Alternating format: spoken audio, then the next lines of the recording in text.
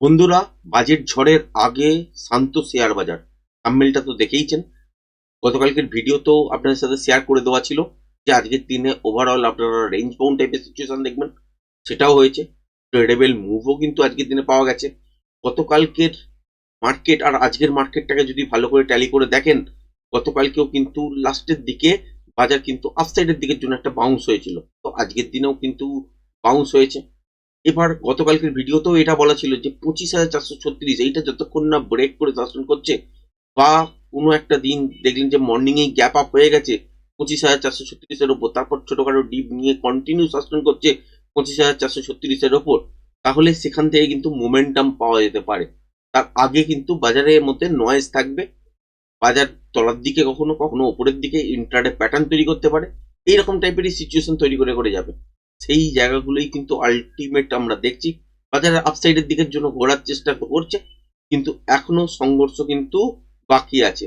25,436 যদি দেখেন যে কালকের দিনে গ্যাপ আপ হয়েছে কোনো কারণে 25,436 এটার ওপর, তারপর দেখলেন ছোটখাটো ডিপ নিয়েছে কিন্তু কন্টিনিউ সাস্টেন করছে 25,436-এর ওপর, তাহলে মুভটা কিন্তু আপসাইডের দিকের জন্য কনভার্ট হবে। কিন্তু রেঞ্জ ক্যালকুলেশন হিসাবে যদি দেখেন, তাহলে সেক্ষেত্রে কিন্তু আমরা খুব বড় মুভমেন্টও কালকের দিনের জন্য দেখছি না। যেহেতু সেন্সেক্স এক্সপায়ারি আছে, তো কিছুটা মুভমেন্ট তো হবে, মোমেন্টাম থাকবে কিছুটা হলেও, কিন্তু খুব বেশি থাকবে না। সুতরাং বাজার গ্যাপ ডাউনও যদি খোলে, তলার দিকে যদি দেখেন যে 25,188 এই মুহূর্তে যদি ব্রেক না করে, তাহলেও কিন্তু ইন্ট্রাডেতে সেল অফ কিন্তু আসবে না। সুতরাং তলার দিকে গ্যাপ ডাউন খুললেও বাজার কিন্তু দেখবেন কি যে তলার দিকে আর যেতে চাইছে না, সেক্ষেত্রে এখান থেকে আপসাইডের দিকের জন্য মুভমেন্ট করতে পারে। এবার যদি দেখেন যে আজকের দিনে যদি ট্রেডিং এর সেট যদি দেখেন, দুটো সেট বেরিয়েছিল প্রপার ওয়েতে। যেটা হচ্ছে, একটা হচ্ছে এরকম বাইং সেট স্ক্যাল্পিং রূপে, তারপরে আরেকটা সেট হচ্ছে ঠিক এই জায়গাটাতে, যেটা এই যারা যারা টেকনিক্যালটা শিখেছেন তারা নিশ্চয়ই বুঝতে পারবেন যে এই রেঞ্জটার ওপরে মানে 25,225-এর ওপর কেন বাই করা হলো, আর কেন 25,188 স্টপ লস লাগানো হলো। তো এটা নিশ্চয়ই বুঝবেন, এবং সেই অনুযায়ী কিন্তু একটা ট্রেডিং সেট অ্যাপ্লাই করা হয়েছিল, এবং টার্গেট এই সব জোনের কাছাকাছি ছিল। একটু আগেই বেরিয়ে গেছি, মানে 3:15-র কাছাকাছি যখনই হয় তখনই কিন্তু অলরেডি বেরিয়ে গেছি। 3:15 নয়, অ্যাকচুয়ালি তারও আগে 3:08-10 এইসব জায়গার সময় বেরিয়ে গেছি। তো আজকের ওভারঅল ট্রেডিং সেট যদি বলেন, এই লাস্টের ট্রেডটা কিন্তু একটুখানি মোটামুটি ভালো প্রফিট দিয়েছে, কিন্তু খুব বেশি যে পয়েন্ট ক্যাপচার করা গেছে তা কিন্তু নয়। কারণ অলরেডি বাজারের মধ্যে কিন্তু সেই রকম টাইপের মুভমেন্টাম ছিল না। এবার যদি দেখেন যে কালকের জন্য বাজারের মধ্যে কি ঘটতে পারে, তাহলে ওভারঅল সিচুয়েশন বাজারের মধ্যে কিন্তু এইরকম রেঞ্জ বাউন্ড টাইপেরই। হ্যাঁ, এর থেকে বেটার পারফরমেন্স হতে পারে। যদি দেখেন যে গ্যাপ ডাউনে খুলেছে, এই সব রেঞ্জ গুলো ব্রেক করতে পারছে না, তাহলে ইন্ট্রাডে সুইং হাই ব্রেক করলে আবার উপরের দিকের জন্য, আর ইন্ট্রাডে সুইং লো যদি ব্রেক করে তাহলে তলার দিকের জন্য। এবার তলার দিকে পড়া মানেও ভাববেন না যে বাজার নেগেটিভ হয়ে গেল, বা উপরের দিকেও ওঠা মানে এটা ভাববেন না যে বাজার খুব পজিটিভ হয়ে গেল। যতক্ষণ না 25,436 ব্রেক করে সাস্টেন করছে, খুব ভালো মোমেন্টাম বা 25,700 পর্যন্ত যে মোমেন্টাম সেটা কিন্তু পাবেন না, বা ভালো ট্রেডিং জায়গা বেরোবে না। বা যদি তলার দিকে দেখেন, ইন্টারডে সুইং লো 25,188 যখন ব্রেক করবে, সেক্ষেত্রে ইন্টারডেতে সুইং লো ব্রেক করা মাত্র এখান থেকে কিন্তু সেল আপ পাবেন। তো কখন দেখবেন যে এখান থেকে তলার দিকের জন্য বাজার ঘুরতেই চলবে বা বেয়ারিশ টাইপের সিচুয়েশন তৈরি হবে, সেটা হচ্ছে 24,932 এই সুইং লোটা যেটা লাস্ট হয়ে আছে, এইটা ব্রেক করলে তখন কিন্তু বাজারের মধ্যে সেন্টিমেন্ট নেগেটিভ হতে শুরু করবে, তার আগে কিন্তু নয়। আপাতত তাহলে সিচুয়েশন বুঝে গেলেন। এবার যদি জিও পলিটিক্স এর কথা বলেন, তাহলে জিও পলিটিক্স হিসাবে যদি দেখেন, আমেরিকা আর ইরানের মধ্যে যুদ্ধ কিন্তু হতে চলেছে। 10 দিন আগেও খবরটা উড়ে উড়ে এসেছিল।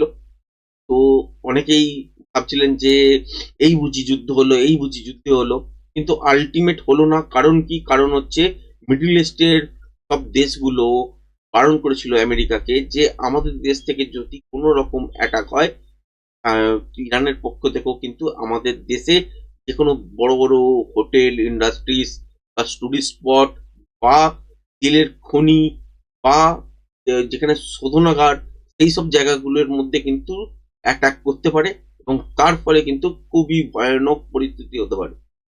এবং এই দেশগুলোর মধ্যে যদি দেখেন সৌদি আছে, ইউএই আছে, কাতার আছে, ওমান আছে, সকলেই কিন্তু মিলে বারণ করেছিল। সেই জন্য 10 দিন পিছিয়ে গেল, কিন্তু যে নেক্সট প্ল্যান অলরেডি কিন্তু হয়েছে সেটা হচ্ছে ডিয়াগো গার্সিয়া থেকে। তো আপনাদের নিশ্চয়ই মনে থাকবে ভেনেজুয়েলার প্রধানমন্ত্রীকে রাত্রিবেলা তুলে নিয়ে যাওয়া হয়েছিল আমেরিকাতে। সেটাও কিন্তু ওই ডিয়াগো গার্সিয়া নামক দ্বীপটা থেকেই কিন্তু হয়েছিল। এটা কোথায়? এটা বহুদিন আগে আপনাদের সাথে একবার চর্চা করেছিলাম, আপনাদের হয়তো মনে নেই। তো সেই ডিয়াগো গার্সিয়া দ্বীপটা হচ্ছে ইন্ডিয়ান ওশানে এবং একদম মধ্যিখানে, মানে মোটামুটি মাঝ সমুদ্রেই বলতে পারেন। সেখানে হচ্ছে ওই ডিয়াগো গার্সিয়া নামক আইল্যান্ড, যেটা মরিশাসের আন্ডারে আছে, কিন্তু 99 বছরের জন্য লিজে কিন্তু ব্রিটেনের নেওয়া। ব্রিটেন আবার লিজ দিয়ে রেখেছে সেটা হচ্ছে আমেরিকানদের। তো সেইখান থেকে কিন্তু অলরেডি একটা যুদ্ধপোত দেখা গেছে যে বেরিয়েছে, সেটা এখন আবার ওই স্টেট অফ হরমুজ এইসবের জায়গার কাছাকাছি। এবার ব্লকেট যখনই করে দেবে, আর ইরান যেরকম ভাবে তেল বেআইনি ভাবে, কারণ স্যাংশন তো আছেই, যেরকম ভাবে বেআইনি তেল বাজে সেটা হচ্ছে শ্যাডো ফ্লিটের মাধ্যমে, মানে কোনো জাহাজের নাম নেই সেই রকম টাইপের জাহাজ, মানে বেনামি জাহাজের মাধ্যমে তেল বিভিন্ন ছোট ছোট কান্ট্রিগুলোকে সাপ্লাই করে। তো সেই জায়গাটা যখনই ব্লক করবে তখনই কিন্তু ইরান দুঃসাহস দেখাবে কিছু না কিছু, আর সে তখনই কিন্তু সেইটাকেই ইস্যু করে কিন্তু আমেরিকা কিন্তু ইরানের ওপর অ্যাটাক করবে। এবারে যুদ্ধ পোতের ওপর থেকেই কিন্তু অ্যাটাকটা হওয়া শুরু হবে, এবং পুরোপুরি ভাবে যদি দেখেন মিডিল ইস্টের মধ্যে আবারও কিন্তু অশান্তি হতে চলেছে। এর ফলে শেয়ার বাজারের মধ্যে কিছুটা হলেও এফেক্ট পড়বে, কারণ ইরানের যখনই কিছু না কিছু প্রবলেম ক্রিয়েট করবে সেখান থেকে আমাদের কিন্তু অনেক কিছু জিনিস জড়িয়ে আছে। আপনাদের মনে থাকবে যে আদানির একটা পোর্টও কিন্তু ইরানের সঙ্গে টাই আপে কিন্তু নেওয়া আছে।